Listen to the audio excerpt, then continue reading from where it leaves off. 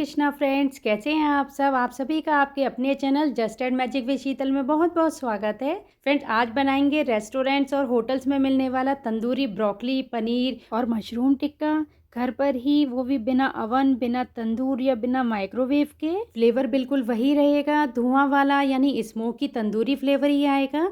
बहुत आसान है इसे बनाना, सिर्फ 10 मिनट में ये बनकर तैयार हो जाता है। इसके लिए मैंने ये आधा किलो ब्रोकली ले ली है। अच्छे से धोकर इसके फूल को यानी फ्लोरेट्स को अलग कर लिया है।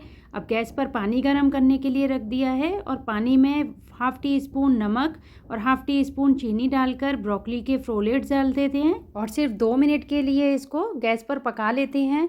सिर्फ ये थोड़ी सी नरम हो जाए, इतना ही हमें इस ब्रोकली को पकाना है। ब्रोकली को 2 मिनट गर्म पानी में पका लिया है। अब इसको ऐसे कपड़े पर फैला देते हैं। इसके साथ ही मैंने मशरूम को भी 1 मिनट के लिए उसी पानी में रख दिया था गैस का फ्लेम ऑफ करने के बाद, ताकि ये अच्छे से साफ हो जाए और डर्ट निकल जाए इनकी सब। अब ये 10-12 काजू और 1 टेबल स्पून मगज के बीज को यानी मेलन सीड को भिगो दिया था गर्म पानी में थोड़ी देर। अब इन्हें छान लेते हैं और इनका पेस्ट बना लेते हैं मैरिनेशन के लिए। और टिक्का में सबसे ज़्यादा मेन होता है मैरिनेशन का तैयार करना, तो आइए इसके लिए बढ़िया सा मैरिनेशन तैयार कर लेते हैं। इसके लिए ये आधा किलो दही को पानी निचोड़ने के लिए 3-4 घंटे के लिए रख दिया था कपड़े में बांधकर। इसमें डाल देते हैं 1 टेबल स्पून अदरक, लहसुन और हरी मिर्च का पेस्ट। अब 1 टीस्पून गरम मसाला डाल देते हैं इसमें। 1 टीस्पून सादा नमक डाल देते हैं। 1 टीस्पून भुना जीरा पाउडर डाल देते हैं और half tea spoon black pepper powder डाल देते हैं और 1.5 टीस्पून चाट मसाला डाल देते हैं। इन्हें अच्छे से मिक्स कर लेते हैं और इनको 2 पार्ट्स में डिवाइड कर देते हैं, क्योंकि एक हम बनाएंगे मलाई टिक्का वाइट वाला और एक बनाएंगे तंदूरी वाला पनीर टिक्का, इसलिए हम दोनों को डिवाइड कर देते हैं अलग अलग बाउल में। अब एक पार्ट में थोड़ा ऑरेंज रेड फूड कलर डाल देते हैं। हम 1 टीस्पून के करीब सरसों का तेल डाल देते हैं और 1 टेबल स्पून भुने चने का पाउडर डाल देते हैं। अगर आपके पास भुने चने का पाउडर ना हो तो आप बेसन को भूनकर उसे भी ले सकते हैं। अब इसमें 1 टेबल स्पून के करीब काजू और मेलन सीड का पेस्ट डाल देते हैं और इसे मिक्स कर लेते हैं। अब दूसरे मैरिनेशन में भी काजू का पेस्ट डाल देते हैं और भुने चने का पाउडर डाल देते हैं। इन्हें भी मिक्स कर लेते हैं अच्छे से। अब इसमें जो हमने वेजीज़ को क्यूब्स में कट करके रखा था वो डाल देते हैं। तो सबसे पहले ये शिमला मिर्च डाल रहे हैं और प्याज डाल देते हैं। ये 2 मीडियम साइज़ के प्याज लिए थे मैंने। और अब जो ब्रोकली को हमने ब्लांच किया था वो भी डाल देते हैं। दोनों में डाल देते हैं थोड़ा थोड़ा और मशरूम्स को भी ऐड कर देते हैं, इसमें मशरूम भी डाल देते हैं। अब इनको अच्छे से मिक्स कर लेते हैं इस मैरिनेशन को। और ये छोटा पड़ रहा है बाउल, तो मैं इसे ट्रांसफ़र कर देती हूँ बड़े बाउल में। अब दोनों ही बाउल में 1 टेबल स्पून लेमन जूस डाल देते हैं और जो हमने पनीर को क्यूब्स में काट के रखा था, ये आधा किलो पनीर लिया है, उसको क्यूब्स में काट दिया है। इसके आप थिक थोड़े मोटे पीस रखिएगा। और अब इन दोनों ही मैरिनेशन को अच्छे से हाथ से मिक्स कर लेते हैं। इस समय हम स्पून से नहीं मिक्स करेंगे, क्योंकि ब्रोकली जो हमने ब्लांच करके रखी है वो भी सॉफ्ट है और पनीर भी सॉफ्ट है।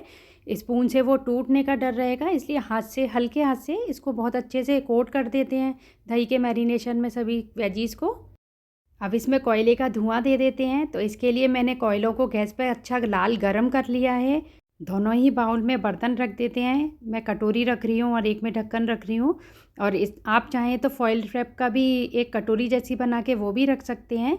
अब इसके ऊपर कोयला रख देते हैं और थोड़ा सा घी डाल देते हैं और इसे कवर कर देते हैं, ताकि जो ये धुआं है वो उसी के अंदर रहे। आप इसको ऐसे ही अब छोड़ दीजिए आधे घंटे के लिए कम से कम, ताकि ये बहुत अच्छे से मैरिनेशन कोट हो जाए सभी वेजीज़ में। इससे क्या होगा, बहुत अच्छा फ्लेवर आएगा इसमें। अभी आपको ढक्कन बिल्कुल नहीं हटाना है, आप इसको ऐसे ही साइड में रख दीजिए। और आइए इसके लिए बढ़िया सी एक चटनी तैयार कर लेते हैं। चटनी के लिए ये 3 हरी मिर्चें ले ली हैं और बहुत छोटा सा अदरक का टुकड़ा ले लिया है, बस थोड़ा सा हल्का फ्लेवर के लिए। 1/4 टीस्पून से थोड़ी सी ज़्यादा चीनी डाल देते हैं इसमें। अब 1 टीस्पून नमक डाल देते हैं और 4 टेबल स्पून इसमें दही डाल देते हैं। इसमें दही ज़्यादा डलेगा तभी वो रेस्टोरेंट वाला फ्लेवर आएगा चटनी में। अब इसमें ताज़ा हरा धनिया डाल देते हैं। इसे मैंने अच्छे से धो के रख लिया था और 2 मुट्ठी हरा धनिया है थोड़ा थोड़ा करके पीसेंगे क्योंकि जार छोटा लिया है मैंने। चटनी को बाउल में ट्रांसफ़र कर देते हैं और थोड़ा सा नींबू का रस डाल देते हैं इसमें। लीजिए, बहुत बढ़िया रेस्टोरेंट स्टाइल चटनी तैयार है। और रेसिपी पसंद आती है तो ज़्यादा से ज़्यादा लाइक कर दीजिएगा और फैमिली और फ्रेंड्स में शेयर करना मत भूलिएगा। और चैनल पर नए हैं या अभी तक सब्सक्राइब नहीं किया है तो जल्दी से जाइए उसको सब्सक्राइब कर दीजिए और भी ऐसी मज़ेदार रेसिपीज़ के लिए। और ऐसे ही फेसबुक और इंस्टाग्राम पर भी फॉलो करते रहिए, अपना सपोर्ट बनाए रखिए चैनल पर। आधा घंटा हो गया है। अब सभी वेजीज़ को स्क्वायर में डाल देते हैं। यदि आपके पास स्टील के इस तरीके के स्क्वायर्स हैं तो उसमें डाल दीजिएगा। वुडन स्क्वायर्स नेट पे आराम से मिल जाते हैं ऑनलाइन, वो उसमें डाल दीजिएगा। या फिर आप ऐसे भी, आपके पास यदि स्क्वायर्स नहीं हैं तो आप नॉर्मल तवे या कढ़ाई पर भी इसे आराम से बना सकते हैं। कढ़ाई या तवे को ग्रीस कर दीजिए ऑयल से और फिर सभी वेजीज़ को एक एक करके उसके अंदर रख कर और उसको कवर कर दीजिए, उसको ढक दीजिए थोड़ी देर के लिए। थोड़ा नरम हो जाएंगी सब्जियां। उसके बाद ढक्कन को खोलकर और अलट पलट करके इसको सेक लीजिएगा। चाहें तो स्वेटर बुनने वाली जो सिलाइयाँ आती हैं उसमें भी ये आराम से बना सकते हैं आप।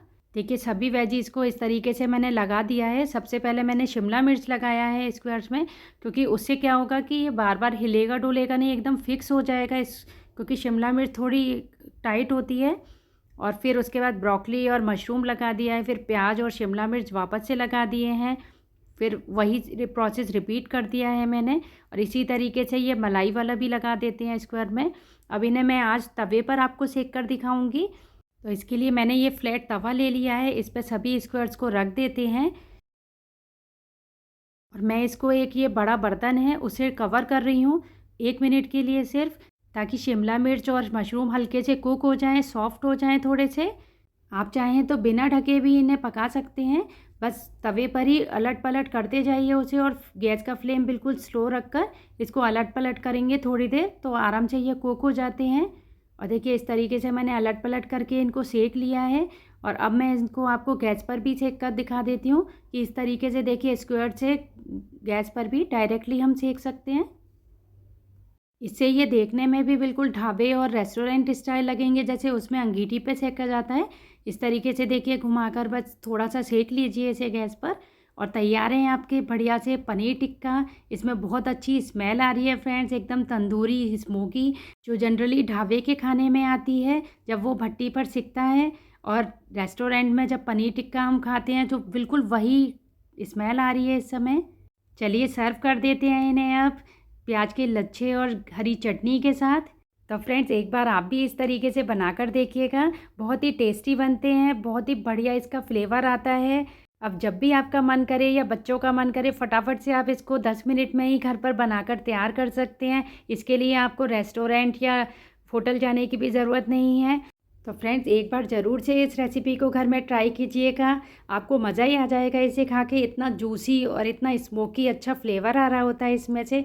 और सच कहूँ तो बाज़ार से आधे रेट में ये बनकर तैयार हो जाता है घर पे, और जब मन चाहे जी भर के आप खा सकते हैं। अब आपको बिल्कुल भी कंप्रोमाइज़ करने की ज़रूरत नहीं है इसके लिए।